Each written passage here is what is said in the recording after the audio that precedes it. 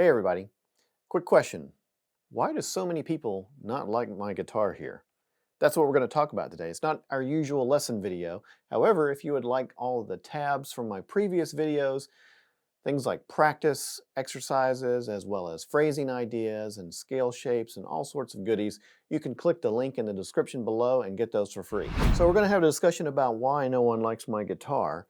And what I mean by that is, you look at this guitar and on the surface, it looks pretty good, right?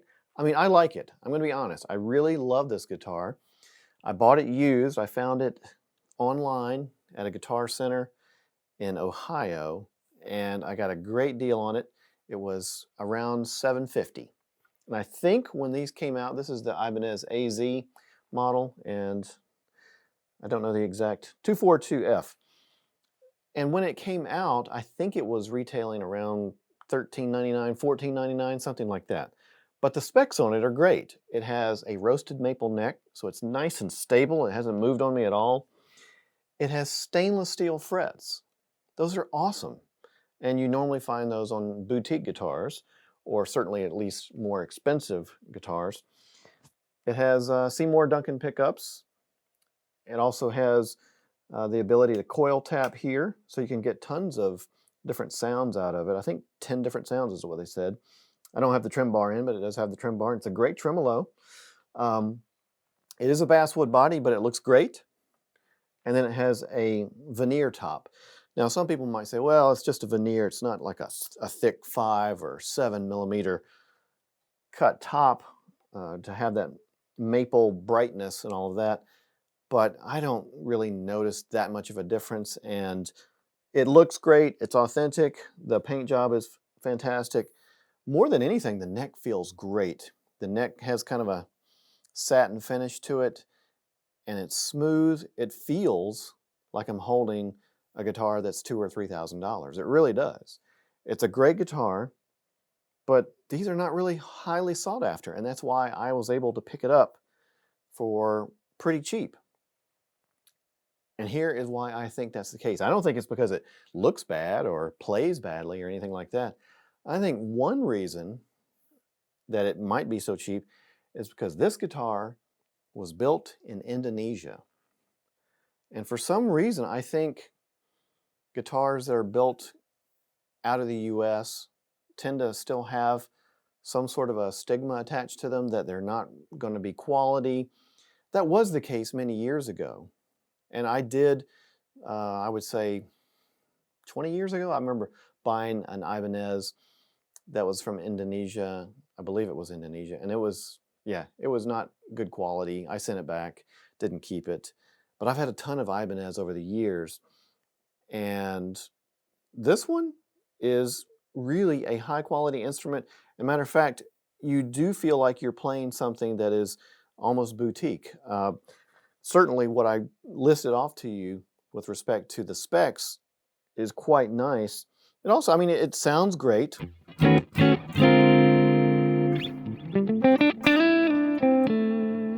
has a beautiful tone to it, but it plays easily.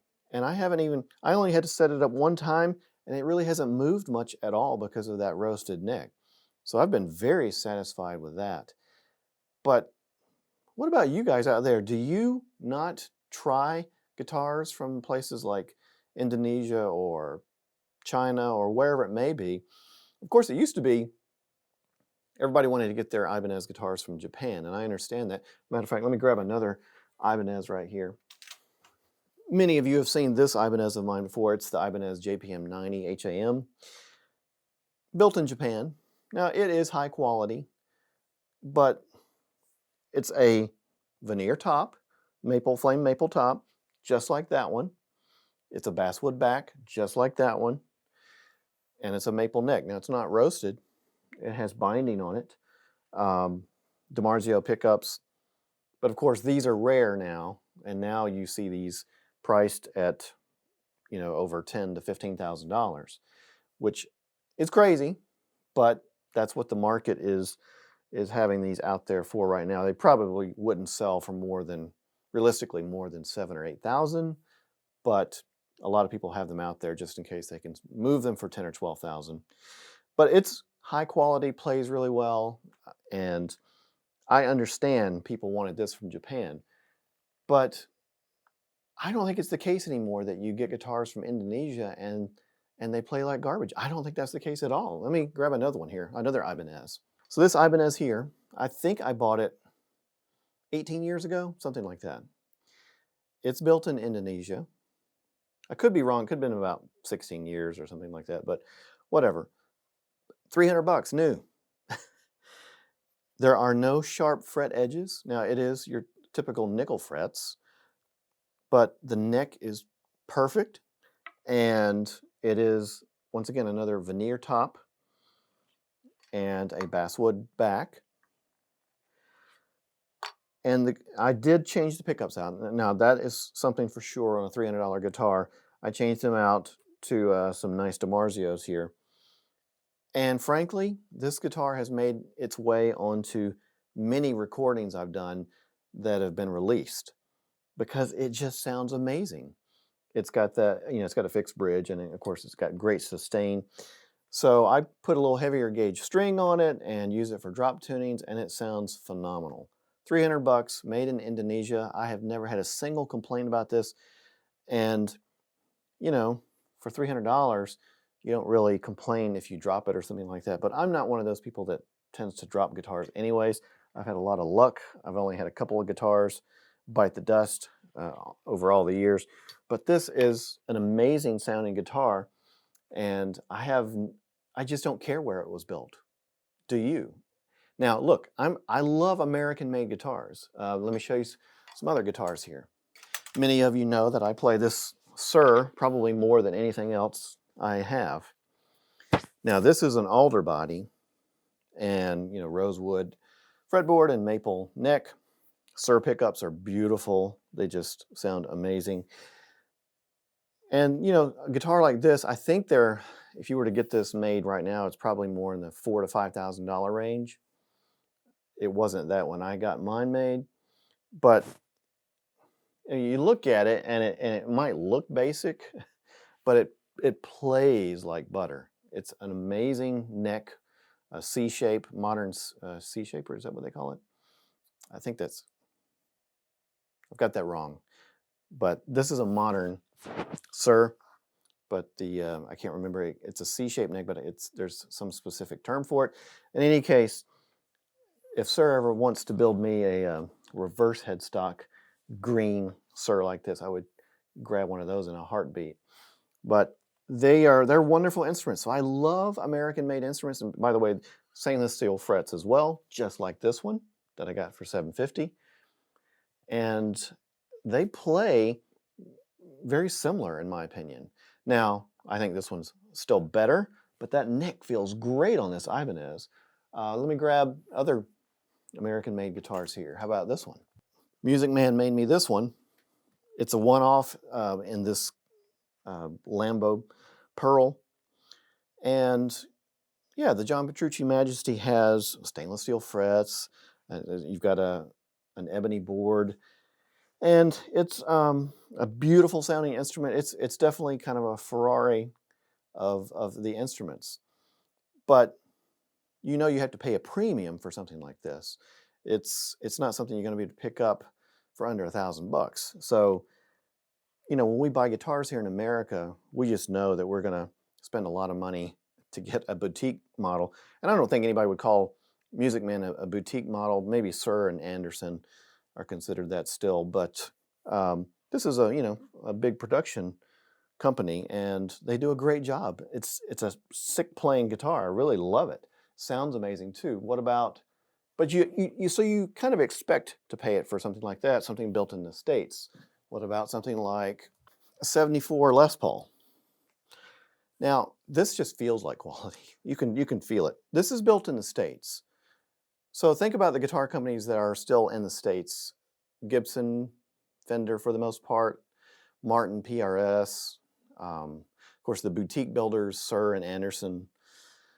And there's a bunch of other small builders too, but of course Ernie Ball Music Man. The Indonesian guitars that I did a quick search and found out that you've got, not only Ibanez, but you've got Yamaha, Cort, Washburn, BC Rich. Solar Guitars make some of them there, I believe, and then some of them in Spain. Those are Ola England's guitars. I would love to check those out sometime. They look like they would be something I'd love to play.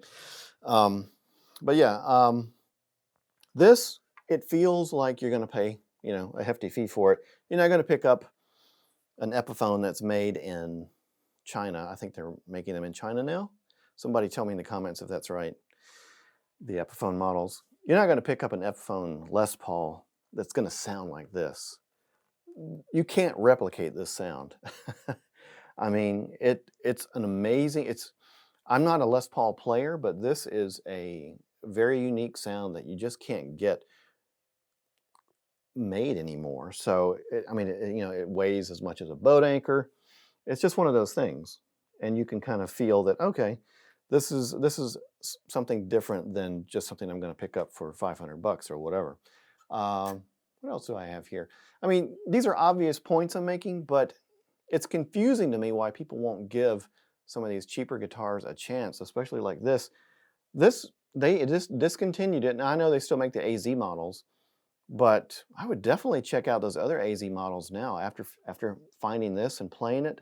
I mean, those things are a great value for the money. If you can get a guitar that plays like a boutique guitar, definitely. Here's another Music Man right here. It's a beautiful guitar. Is it expensive? Yes, because it's built in the US. It's got a beautiful top and a nice finish. It plays and sounds great, and of course it's got piezo pickups, and you know, it's all tricked out in that respect. But you can kind of understand why something like that would be expensive. The fretwork on Ernie Ball Music Man stuff is incredible. But again, I go right back to this Ibanez AZ. This is a great guitar. The fretwork is excellent. There are no sharp edges. It's nice and smooth. I've even thought about taking it and getting it plecked so it plays even better. But I don't even know if I need to do that. But it's something I'm considering just because I think this is going to be in my arsenal for a long time. So tell me, am I crazy? Do you get guitars from Indonesia or Korea or places that you would not have purchased guitars from 20 or 30 years ago because people just didn't want to take that risk of it not sounding good, having sharp fret edges and warped necks and stuff like that? Or do you not really care where the guitar is manufactured anymore?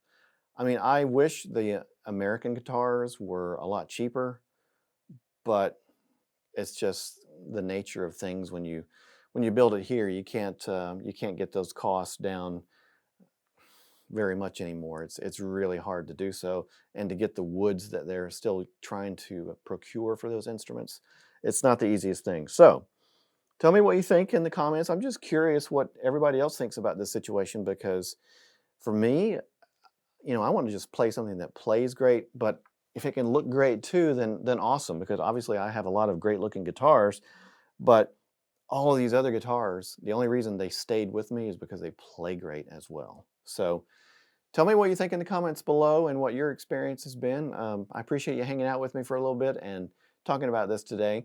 If you enjoyed today's content, please make sure to hit that like button below. It really does help my channel. And subscribe if you will.